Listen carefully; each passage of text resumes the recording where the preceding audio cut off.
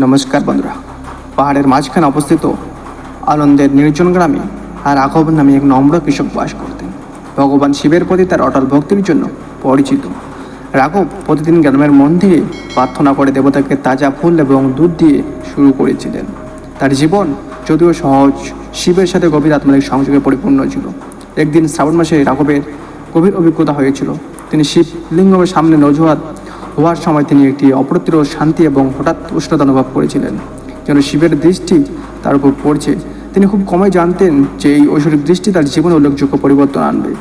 শিবের আশীর্বাদ প্রকাশ করে যে লক্ষণগুলো প্রকাশ পেতে শুরু করেছে তা এখানে রয়েছে। অভ্যন্তরীণ শান্তি এবং স্বচ্ছতা।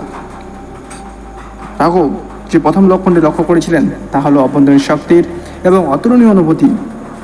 কৃষিকাজ এবং প্রতিদিনের সংগ্রামের কষ্ট সত্ত্বেও তিনি নিজেকে শান্ত এবং সুরক্ষিত দেখতে পান।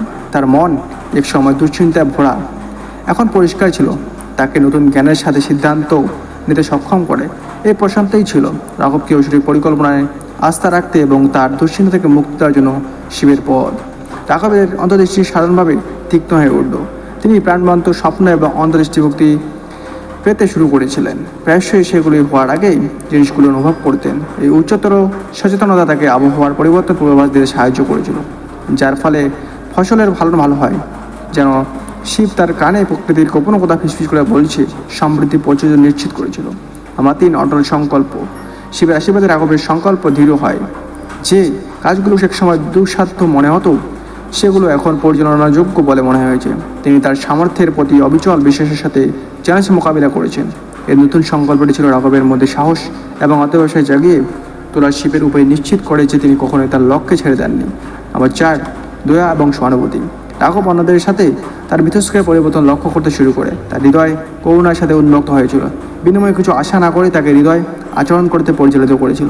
তিনি তার সহকর্মী গ্রামবাসীদের তাদের কাজে সাহায্য করতেন, অভাবীদের খাবার দিতেন এবং এমনকি বিপদগামী পশুদের যন্ত্রণা নিতেন। এই ক্রিয়াগুলি শিবের উপস্থিতি প্রতিফলিত করেছিল, কারণ দেবতা তার কল্যাণ ও করুণার জন্য পরিচিত ছিলেন। নাম্বার 5 আত্মাত্মিক বৃদ্ধি এবং প্রজ্ঞা।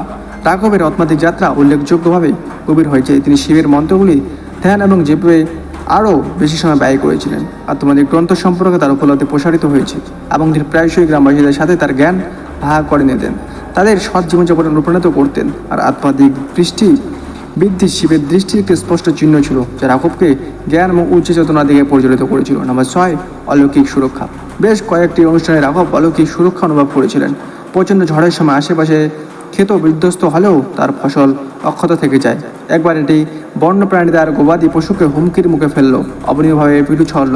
এই ঘটনাগুলি রাঘবকে ক্ষতি থেকে রক্ষা করার জন্য শিবের উপায় ছিল ঐশ্বরিক সংযোগকে নিশ্চিত করে। নাম্বার 7 প্রচুর এবং সমৃদ্ধি। শিবের আশীর্বাদ অব্যাহত থাকায় রাঘবের জীবন বিকশিত হতে থাকে। তার খামারে প্রচুর ফলন হয়েছিল, তার পরিবারের স্বাস্থ্যের উন্নতি হয়েছিল এবং তার আর্থিক অবস্থা উন্নতিশীল হয়েছিল।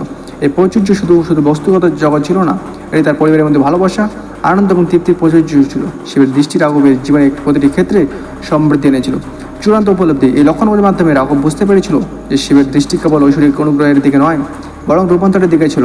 এটি ছিল ভিতর থেকে একটি যাত্রা, জীবনের প্রতি তার দৃষ্টিভঙ্গি, তার চারপাশের বিশ্বের সাথে তার সম্পর্কের পরিবর্তন। তিনি শিখেছিলেন যে সত্যিকারের আশীর্বাদগুলি নিজেকে ঐশ্বরিক নীতিগুলির সাথে সারিবদ্ধ করার মাধ্যমে আসে। শান্তি, অন্তর্দৃষ্টি, সংকল্প, দয়া এবং আত্মাত্মিক বৃদ্ধি, সুরক্ষা এবং প্রাচুর্য।